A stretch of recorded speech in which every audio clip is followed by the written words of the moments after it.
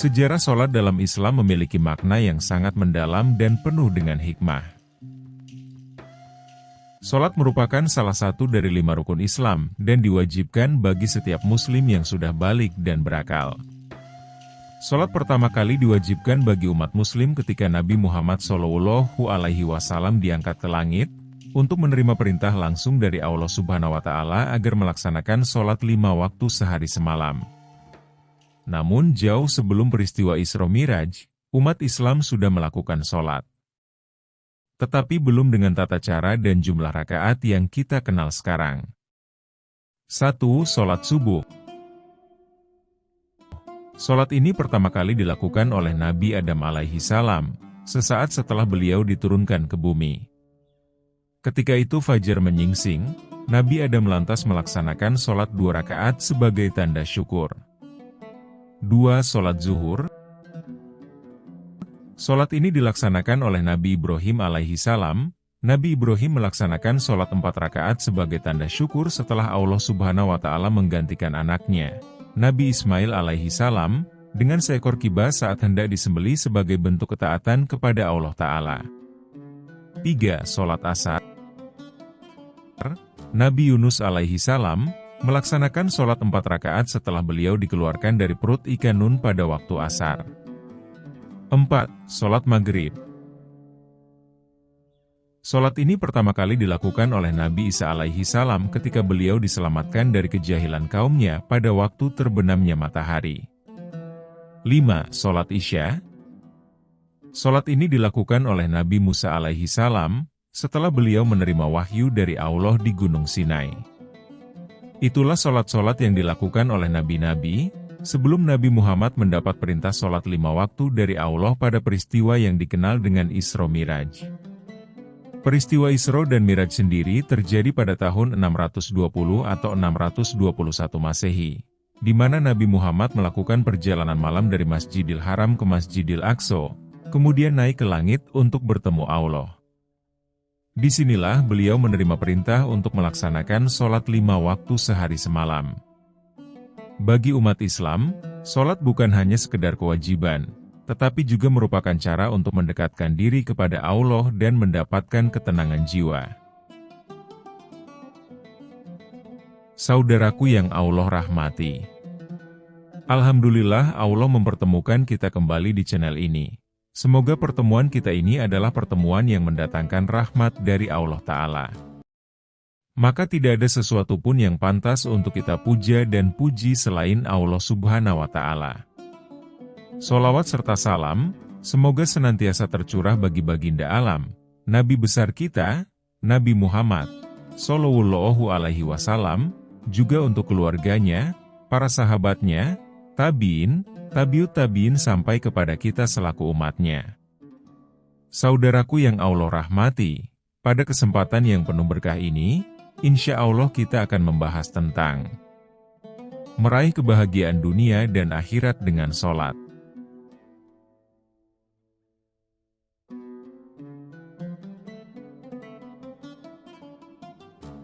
Saudaraku yang Allah rahmati, tentu bukan hal yang asing bagi kita semua, bahwa sholat adalah ibadah yang paling agung bagi seorang muslim.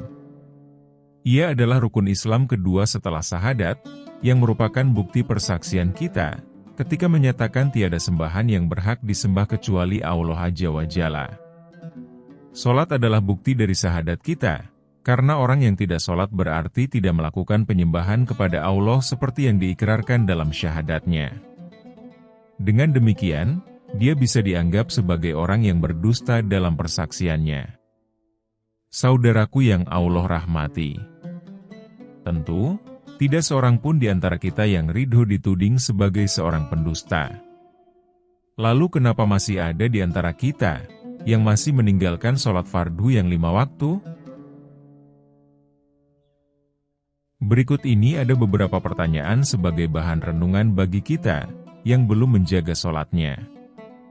Pertanyaan pertama, tahukah Anda, siapa yang menyuruh kita sholat? Yang menyuruh kita melaksanakan sholat adalah Allah Ta'ala.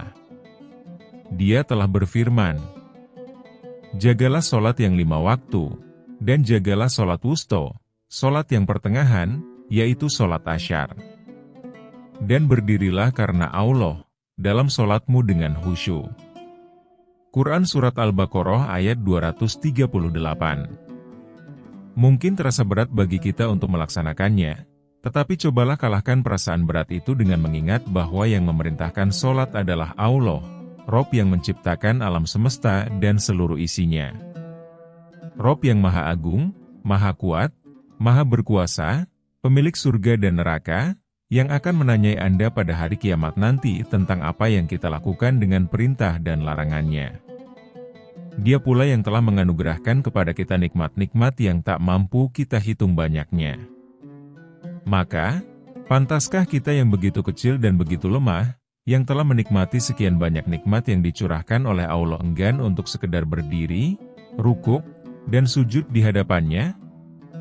Pertanyaan kedua.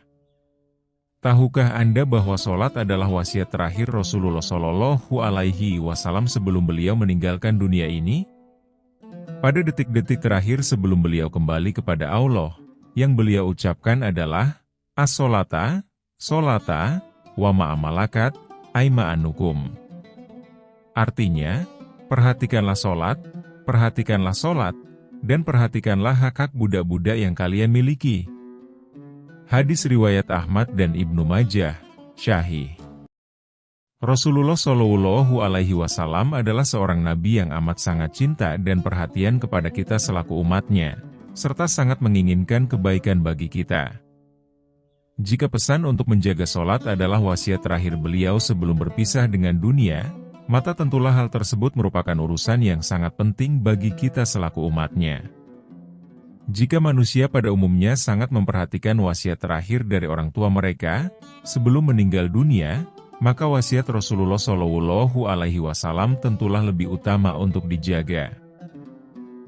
Pertanyaan ketiga. Tahukah Anda bahwa sholat akan memberikan ketenangan dan ketentraman hati? Rasulullah Shallallahu Alaihi Wasallam bersabda, "Wajuilat qurratu aini fi sholati." Artinya, dan dijadikan kesejukan mataku, ketenangan jiwaku ada di dalam sholat. Hadis riwayat Nasai dan Ahmad, Syahih. Ada begitu banyak masalah dalam kehidupan dunia, yang tak jarang membuat jiwa tegang. Bahkan sebagian orang berusaha bunuh diri karena permasalahan hidup yang menghimpitnya. Alhamdulillah, Allah mewajibkan kita sholat 5 kali sehari semalam. Dengannya kita akan mendapatkan ketentraman jiwa dan ketenangan hati. Nabi Muhammad sebagai seorang nabi, kepala negara, kepala rumah tangga yang memiliki 9 istri, yang hampir setiap 2 bulan sekali berperang melawan musuh-musuh Islam tentu menghadapi banyak masalah dalam kehidupan beliau. Tetapi beliau adalah orang yang paling tenang, paling tentram dan paling bahagia dalam hidupnya. Salah satu sebabnya adalah sholat. Dengan sholat kita akan merasakan ketentraman dan ketenangan jiwa dengan izin Allah. Pertanyaan yang keempat. Tahukah Anda bahwa sholat adalah pintu segala kebaikan? Sholat adalah ciri utama ketakwaan, karena takwa adalah kemampuan seseorang untuk menjalankan perintah dan menjauhi segala larangan agama, sementara sholat yang benar pasti akan mencegah seseorang dari perbuatan keji dan mungkar. Allah berfirman, dan tegakkanlah sholat, sesungguhnya sholat itu mencegah dari perbuatan keji dan mungkar. Quran Surat Al-Ankabut ayat 45. Seorang yang bertakwa, pasti akan mendapat berbagai macam kebaikan dalam kehidupannya. Allah berfirman, barang siapa bertakwa kepada Allah, maka Allah akan memberi jalan keluar dari kesulitan-kesulitan dunia dan akhirat. Dan akan memberinya rezeki dari jalan yang tidak disangka-sangka. Quran Surat At-Talaq ayat 2-3. Barang siapa bertakwa kepada Allah, maka Allah akan menjadikan baginya kemudahan dalam urusan-urusannya di dunia dan di akhirat. Quran Surat At-Talaq ayat keempat. Karenanya, jika seseorang mendapatkan rezeki dari arah yang tidak disangka-sangka, jalan keluar dari segala kesulitannya dan kemudahan dalam segala urusannya, maka terbukalah baginya segala pintu kebaikan dalam kehidupannya di dunia dan di akhirat. Pertanyaan kelima. Tahukah Anda bahwa orang yang tidak menjaga sholat yang 5 waktu, tidak akan mendapatkan cahaya pada hari kiamat dan akan dibangkitkan bersama dengan Fir'aun? Semua manusia akan dibangkitkan oleh Allah dari alam kubur, kemudian dikumpulkan di padang mahsyar, tempat pengadilan yang sangat berat, di mana matahari berada sangat dekat di atas kepala kita. Pada hari itu, orang-orang beriman akan dikumpulkan bersama dengan nabi mereka masing-masing. Tentu seorang muslim berharap bisa berada di barisan yang dipimpin oleh Rasulullah SAW pada hari tersebut. Akan tetapi alangkah malangnya orang yang tidak menjaga sholatnya, mereka menyangka bahwa mereka adalah pengikut Rasulullah SAW. Namun, ternyata mereka tidak mendapatkan cahaya bergabung dengan barisan beliau. Justru sebaliknya, mereka malah dikumpulkan bersama dengan pemimpin-pemimpin kekafiran seperti Fir'aun, Qarun, Haman dan Ubay bin Khalaf. Rasulullah SAW bersabda tentang sholat, barang siapa menjaganya, maka dia akan mendapatkan cahaya dan keselamatan pada hari kiamat. Dan barang siapa tidak menjaganya, maka dia tidak akan mendapatkan cahaya dan keselamatan. Dia akan dikumpulkan bersama dengan Qarun, Fir'aun, Haman dan Ubay bin Khalaf. Hadis riwayat Ahmad, Ad-Darimi, dan Baihaqi. Pertanyaan keenam. Tahukah Anda bahwa amalan pertama yang akan dihisab di hari kiamat adalah sholat? Rasulullah SAW bersabda, sesungguhnya, perkara pertama yang akan dihisab dari amal seorang hamba pada hari kiamat adalah sholat. Jika sholatnya baik, maka sungguh dia telah beruntung dan selamat. Namun jika sholatnya rusak, maka sungguh dia telah merugi. Adapun jika ada kekurangan dalam sholat fardu yang dikerjakannya, maka Allah akan berkata, lihatlah, apakah hambaku ini mempunyai sholat-sholat sunnah? Lalu disempurnakanlah dengannya kekurangan dalam sholat fardunya. Demikian pula diperlakukan seluruh amal yang dikerjakannya. Hadis riwayat Tirmidzi, Nasai, dan Ibnu Majah, Syahih.